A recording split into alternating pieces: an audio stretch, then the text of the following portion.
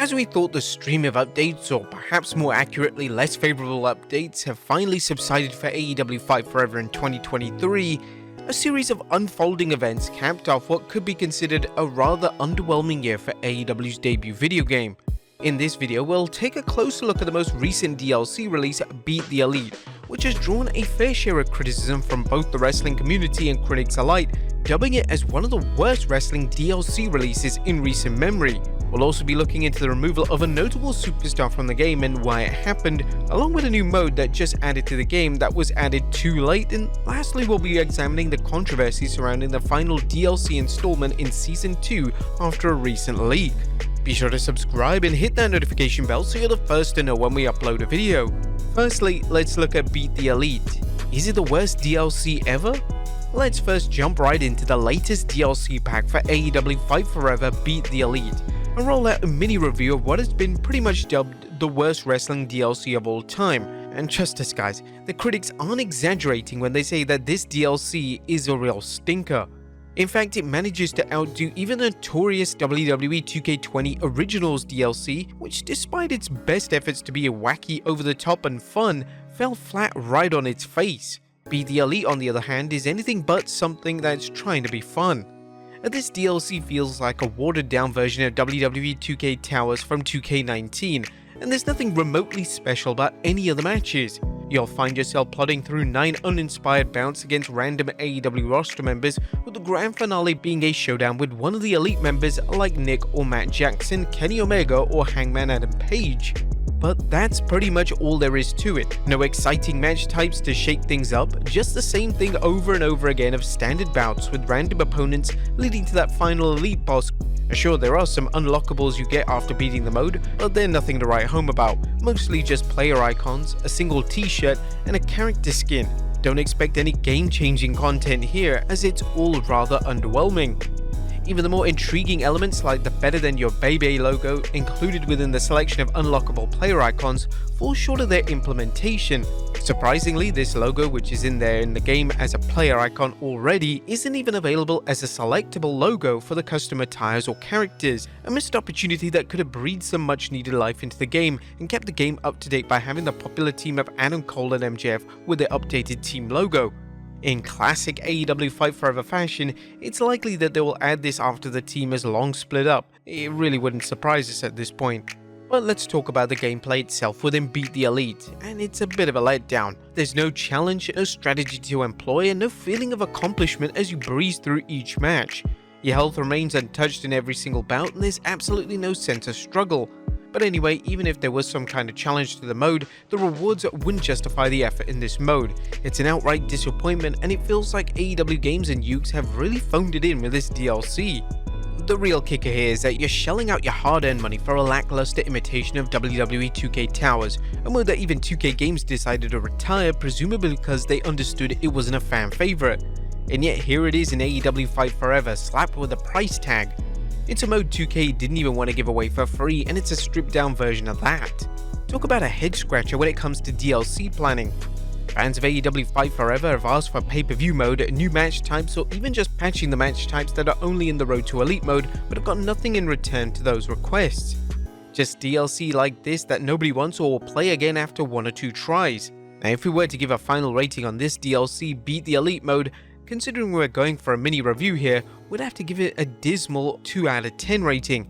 Why, you ask? Well, it's simple.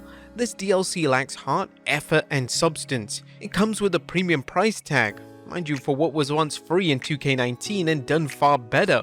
In all honesty, this has to be one of, if not the worst DLCs to ever be released, worse than 2K20's efforts, and worse than that time SmackDown vs. Raw 2010 only offered Stone Cold as their DLC offerings. And to be honest, we could really push it even further and say it's a strong contender for the title of the worst DLC of 2023 across all video games. If you managed to play the Beat the Elite DLC, what you guys really think of it? Let us know in the comments down below. Next up, a superstar removed from AEW Fight Forever. In a recent update to the AEW Fight Forever, a notable change has occurred within the removal of a former AEW superstar who's now transitioned to WWE.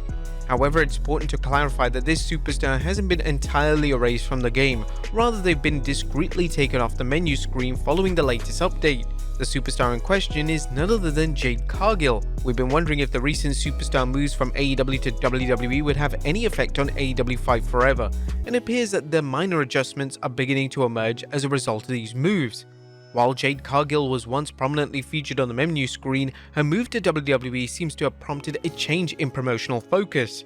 Although she is still a part of the original cover of AEW Fight Forever, it's noteworthy that newer additions, particularly those bundled with all DLC content, have been updated to remove Jade from their covers.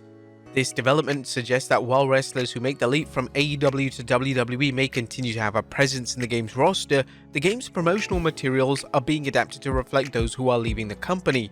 Notable figures such as Cody Rhodes, CM Punk and Jade Cargill, who have all jumped to WWE, serve as prime examples of these. And naturally, we wouldn't blame them. Who wants to promote a superstar that isn't even in your promotion anymore? We're just glad that AEW didn't do the wrong thing and entirely remove them from the game altogether, even if that was possible. Next up, a new mode added, but too late. In the most recent game patch, another significant update was introduced, shifting the spotlight to somewhat polarizing Stadium Stampede mode. This 30-player online battle royale mode, akin to popular titles like Fortnite, initially generated a lot of buzz when it launched in late August. Fans were intrigued by the concept, but interest quickly waned, leaving the mode populated with mostly bots due to the lack of real-life players to fill up a complete 30-player lobby. What's interesting to note is the addition of new duos and quads option with the latest patch. While this update is undeniably a positive step forward, it comes way too late in the game's life cycle. The absence of a teaming up feature and the inability to invite friends was a glaring omission at launch, and it's just one of the many missteps that this game has made along the way. In hindsight, this feature could have significantly helped the Stadium Stampede mode during its initial days when interest levels were at their peak. Although the mode might not be everyone's cup of tea, the ability to engage in party play with friends could have injected a much needed dose of excitement and social interaction into the experience. And lastly, controversy after final DLC pricing leak. In keeping with the tradition of AEW Fight Forever videos, it seems controversy continues to be a constant companion in the world of the game. The most recent uproar unfolded just recently, and it's one of AEW Fight Forever's worst controversies to date. The Season 2 DLC content for the Nintendo Switch edition of AEW Fight Forever was finally added to the Switch storefront after a noticeable delay compared to the other versions. It was currently 2 DLC packs behind, and only those 2 should have been added to land the storefront. However, the third and final Season 2 pack, hilariously titled The Storm is Coming, featuring Tony Storm, and a bundle of 10 additional tracks was also added to the store along with the price of the DLC. And when players found out the pricing of this DLC, that Storm sure did arrive. It costs a staggering $12 just for one character and a mere 10 tracks. To put this into perspective, that's even pricier than established fighting games like Mortal Kombat, Super Smash Bros. And Street Fighter, and even surpasses the cost of WWE 2K DLC packs, which typically includes 5 to 6 new characters. Understandably, the outrageous pricing has left what remains of the fanbase rightfully angry, as it begins to feel like a blatant cash grab at the expense of AEW's loyal audience. It raises questions about whether the company is trying to recoup losses and what could have been a money pit for AEW and Tony Khan. While we don't have the exact figures, the pricing of the DLCs have led to us to speculate that there might have been financial issues associated with the release. Adding to the grievances, fans have also taken issue with the DLC page's promotional render of Tony Storm and her timeless Tony Storm gimmick, whilst leaks have already shown that Tony Storm will be based on an outdated Outcast look. While not a major concern, it does feel like a case of slightly misleading advertising. The leaked release date for this controversial DLC is January 10th, 2024, but it's safe to say that many won't be in a rush to shell out their money for what's rightfully being called an overpriced DLC, and that's just the nicer comments. We can't repeat any of the other ones we saw. What do you guys think of AEW's Beat the Elite DLC? Is it just a quick cash grab? Let us know in the comments down below, and I'll see you next time with some more wrestling video game content.